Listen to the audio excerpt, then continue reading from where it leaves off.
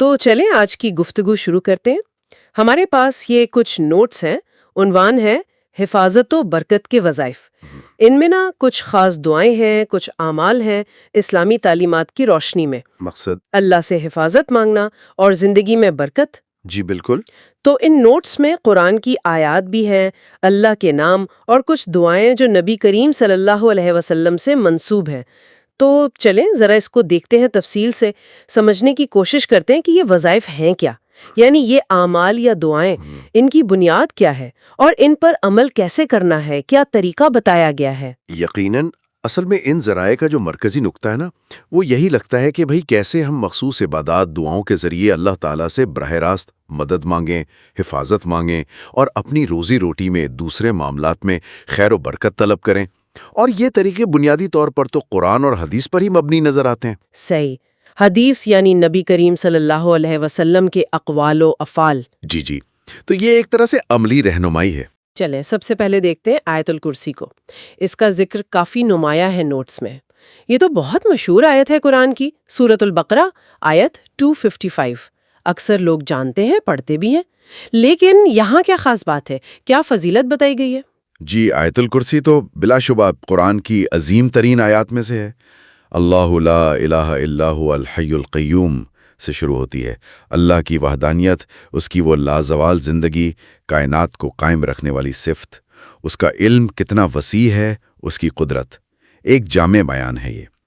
Notice میں اس کی فضیلت کے لیے نا ایک بہت اہم حدیث کا ذکر ہے، سنن النسائی کی۔ اچھا، کون سی حدیث، کیا کہتی ہے وہ؟ اس کا مفہوم یہ ہے کہ جو شخص ہر فرض نماز کے بعد آیت الکرسی پڑھنے کا معمول بنا لے تو اس کے اور جنت میں داخل ہونے کے درمیان بس موت ہی رکاوٹ ہے۔ اوہ، یہ تو بہت بڑی بات ہے۔ جی غور طلب بات ہے کہ ایک روزمرہ کا عمل فرض نمازوں سے جڑا ہوا، اس کا اجر صرف دنیاوی حفاظت نہیں۔ صرف دنیاوی نہیں، واقعی، یعنی روزانہ 5 فرض نمازوں کے بعد بس چند لمحے نکال کر یہ آیت پڑھنا وہ ابدی کامیابی کا ذریعہ بن سکتا ہے، جیسا کہ یہ ذرائع بتا رہے ہیں۔ اچھا، تو اس پر عمل کا طریقہ کیا صرف یہی ہے کہ ہر فرض نماز کے بعد پڑھیں؟ نوٹس کے مطابق ہر فرض نماز کے بعد ایک مرتبہ پڑھنا تو ہے ہی، لیکن ایک اور موقع بھی بتایا گیا ہے جو مسنون ہے، یعنی سنت سے ثابت۔ اچھا، وہ کیا ہے؟ وہ ہے رات کو سونے سے پہلے اس آیت کو پڑھنا۔ تو یہ 2 اہم موقع ہو گئے، ایک تو نماز کے بعد، اجتماعی عبادت کے بعد، اور دوسرا انفرادی طور پر دن کے اختتام پر۔ سونے سے پہلے پڑھنا؟ ہاں، اس میں بھی کوئی خاص حکمت ہوگی؟ جی، شاید اس لیے کہ نیند کو چھوٹی موت بھی کہتے ہیں نا، تو اس وقت اللہ کی حفاظت مانگنا، خاص طور پر اس آیت سے جس میں وہ الحی، القیوم یہ صفات ہیں۔ بالکل، ایک فطری تحفظ کا احساس ملتا ہے۔ یقیناً نیند میں تو انسان بے بس ہوتا ہے، تو اس وقت کائنات کے مالک جو نہ اونگتا ہے نہ سوتا ہے، اس کی پناہ میں آنا یقیناً اطمینان بخش ہے۔ تو آیت الکرسی کا یہ عمل ان نوٹس کی روشنی میں دنیاوی حفاظت اور اخروی نجات دونوں کا ایک اہم ذریعہ لگتا ہے۔ صحیح۔ اچھا، یہ تو ہوئی آیت الکرسی کی بات، لیکن روزمرہ کے جو دوسرے مخصوص خطرات ہوتے ہیں، شرور ہوتے ہیں، ان سے بچاؤ کے لیے بھی کچھ بتایا گیا ہے؟ جی ہاں، ہمارے ذرائع میں 2 خاص صورتوں پر زور ہے، سورۃ الفلق اور سورۃ الناس۔ ان کو معوذتین بھی کہتے ہیں نا؟ بالکل، پناہ مانگنے والی 2 صورتیں۔ جی، ان دونوں کا ایک خاص معمول بتایا گیا ہے۔ نوٹس کے مطابق صبح اور شام دونوں وقت 3 مرتبہ۔ 3 مرتبہ، صبح و شام؟ جی، اس کی بنیاد بھی ایک حدیث پر ہے، جامع ترمذی کی۔ اور اس حدیث میں کیا فرمایا گیا ہے؟ اس میں نبی کریم صلی اللہ علیہ وسلم کا ارشاد ہے کہ جو شخص صبح اور شام 3 مرتبہ سورۃ الاخلاص یعنی قل هو اللہ احد، سورۃ الفلق اور سورۃ الناس پڑھے گا تو یہ اس کے لیے ہر قسم کی برائی، ہر تکلیف دہ چیز سے کافی ہو جائیں گی۔ ہر چیز سے کافی؟ جی، اور یہاں خاص طور پر الفلق اور ناس کا ذکر اس لیے اہم ہے کہ یہ ہیں ہی پناہ مانگنے کے لیے۔ یہ واقعی دلچسپ ہے۔ تو یہ صبح شام 3 بار پڑھنا، یہ گویا دن اور رات کے شروع میں ایک حفاظتی شیلڈ بنانے جیسا ہے۔ بالکل، ایک حصار قائم کرنے جیسا۔ لیکن یہ کن چیزوں سے حفاظت دیتی ہیں؟ دیکھیں، سورۃ الفلق میں اللہ کی پناہ مانگی گئی ہے مخلوقات کے شر سے، اندھیری رات کے شر سے جب وہ چھا جائے، گروہوں میں پھونکنے والیوں یعنی جادو وغیرہ کے شر سے، اور حاسد کے شر سے جب وہ حسد کرے۔ اچھا، یہ تو زیادہ تر بیرونی خطرات لگ رہے ہیں۔ جی، بیرونی نقصانات۔ اور سورۃ الناس، ہاں، سورۃ الناس۔ اس میں خاص طور پر وسوسہ ڈالنے والے، پیچھے ہٹ جانے والے یعنی شیطان، اس کے شر سے پناہ ہے جو لوگوں کے دلوں میں وسوسے ڈالتا ہے، جنات میں سے ہو یا انسانوں میں سے۔ تو یہ اندرونی حملوں کے خلاف ہے، شکوک و شبہات، برے خیالات۔ بالکل، یہ صورت اندرونی حملوں سے حفاظت پر مرکوز ہے۔ تو گویا یہ دونوں صورتیں مل کر ایک مکمل پیکج بن گئیں، بیرونی شر سے بھی حفاظت اور اندرونی وسوسوں سے بھی۔ جی ہاں۔ اور یہ صبح شام 3 بار کا معمول اس تحفظ کو مستقل رکھنے کا طریقہ ہوا۔ بالکل، اور یہ تعداد یعنی 3 مرتبہ، یہ اکثر احادیث میں کسی عمل کی اہمیت، اس پر زور دینے کے لیے آتی ہے۔ اچھا، یہ صرف ایک بار پڑھنے سے زیادہ تاکید کا پہلو رکھتی ہے۔ اور ایک اور اہم بات، یہ دونوں صورتیں براہ راست اللہ سے پناہ مانگنا سکھاتی ہیں۔ قل اعوذ برب الفلق، قل اعوذ برب الناس۔ یعنی اللہ کی ربوبیت، اس کی بادشاہی کا اقرار کرتے ہوئے صرف اسی سے مدد مانگو، یہ تصور مضبوط ہوتا ہے۔ واضح ہو گیا۔ تو ہم نے آیت الکرسی دیکھی اور یہ 2 صورتیں معاوضتین۔ اب نوٹس میں اگلا ذکر اللہ کے ناموں میں سے ایک خاص نام کے ورد کا ہے۔ جی، اگلا عمل اسماء الحسنی، اللہ کے خوبصورت ناموں میں سے ایک نام پر مبنی ہے۔ یہ نام ہے یا حفیظو۔ یا حفیظو یعنی اے حفاظت کرنے والے۔ بالکل، یہ اللہ کی حفاظت کرنے والی صفت کو پکارنے کا ایک طریقہ ہے۔ اور اس کا طریقہ کیا ہے؟ اسے بھی کسی خاص وقت یا تعداد میں پڑھنا ہے؟ نوٹس کے مطابق اسے بھی صبح اور شام پڑھنے کا کہا گیا ہے، اور تعداد بتائی گئی ہے 33 مرتبہ۔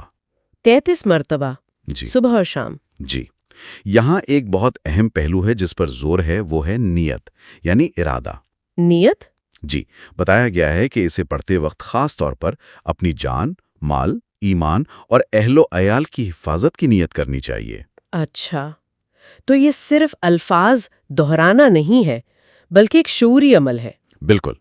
جس میں بندہ اللہ کی صفت حفیظ کو پکار کر اپنی خاص ضرورتیں، جان، مال، ایمان، گھر والے، ان کی حفاظت مانگ رہا ہے۔ جی۔ یہ 33 مرتبہ کی تعداد بھی دلچسپ ہے۔ یہ تسبیحات میں بھی آتی ہے نا؟ نماز کے بعد 33 بار سبحان اللہ، الحمدللہ، اللہ اکبر۔ درست کہا۔ تعداد کا تعین اکثر وہ ارتکاز پیدا کرتا ہے اور عمل پر مداومت یعنی ہمیشگی اس میں مدد دیتا ہے۔ 33 مرتبہ پڑھنے میں تھوڑا وقت تو لگتا ہے، اس سے انسان کو اپنی دعا، اس کے مقصد پر غور کرنے کا موقع مل جاتا ہے۔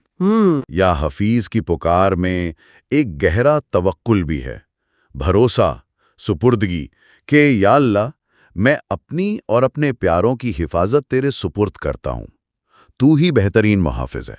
یعنی یہ عمل اللہ کی حفاظت والی صفت پر یقین کو اور پکا کرتا ہے اور احساس دلاتا ہے کہ اصل محافظ تو بس اللہ ہی ہیں۔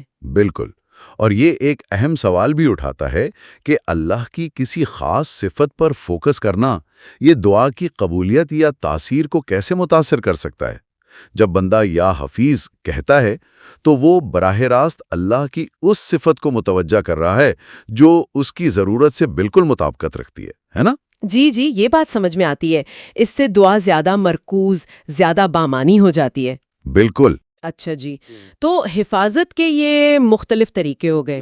اب نوٹس میں ایک دعا کا ذکر ہے جس کا تعلق برکت سے ہے، خاص طور پر رزق میں برکت کے لیے۔ جی، آخر میں ایک مخصوص دعا کا ذکر ہے، اللہم بارک لنا فی ما رزقتنا وقنا عذاب النار۔ یہ دعا تو بہت سے لوگوں کو یاد بھی ہوگی اور روزمرہ استعمال بھی ہوتی ہے۔ جی ہاں، سنی ہوئی ہے۔ اس کا ترجمہ کیا ہے اور کب پڑھنی ہے؟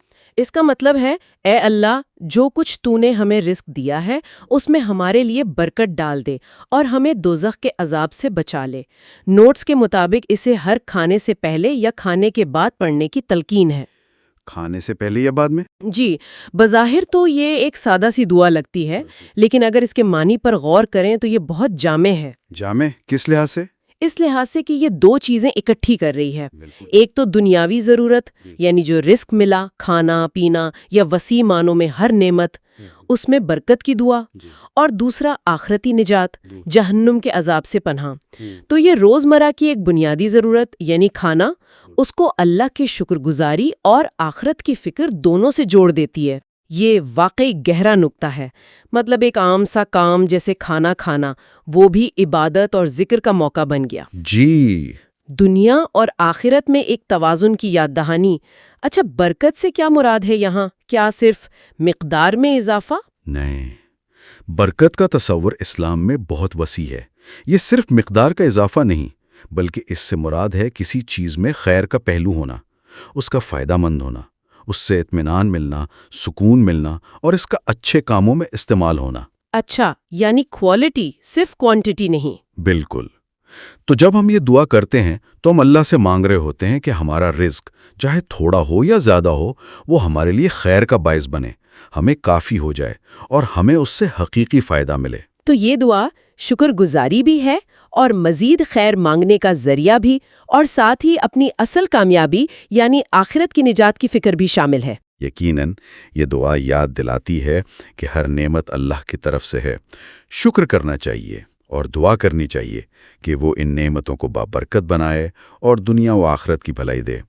تو اگر ہم ان سب نکات کا خلاصہ کریں جو ان نوٹس میں آئیں تو کیا کہہ سکتے ہیں؟ مختلف قسم کے اعمال دیکھے ہم نے، قرآن کی ایک عظیم آیت الکرسی، جی، پھر قرآن کی مخصوص صورتیں، معوذتین، اللہ کا ایک صفاتی نام یا حفیظو، اور روزمرہ زندگی سے جڑی ایک جامع دعا برکت کی۔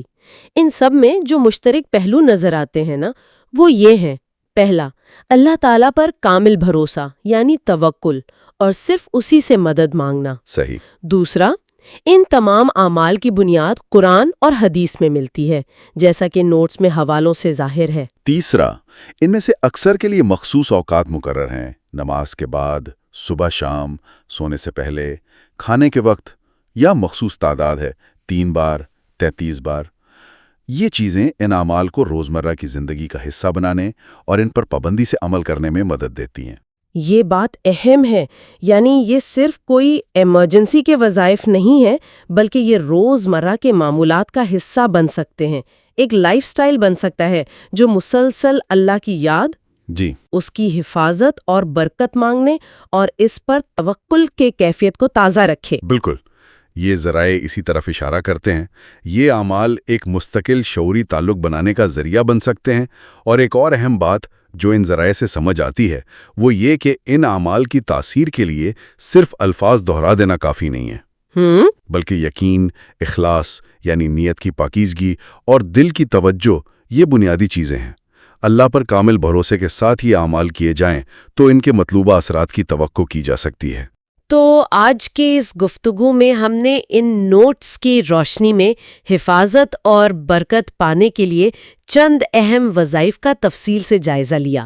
آیت الکرسی کی عظمت سے لے کر معوذتین کی جامع حفاظت یا حفیظ کی پکار میں وہ توکل کا اظہار اور کھانے کی دعا میں شکر اور نجات کی طلب تک، یہ سب اللہ سے اپنا تعلق مضبوط کرنے اور اس کی مدد حاصل کرنے کے بہت خوبصورت اور مؤثر طریقے ہیں جو ان ذرائع میں بیان ہوئے ہیں۔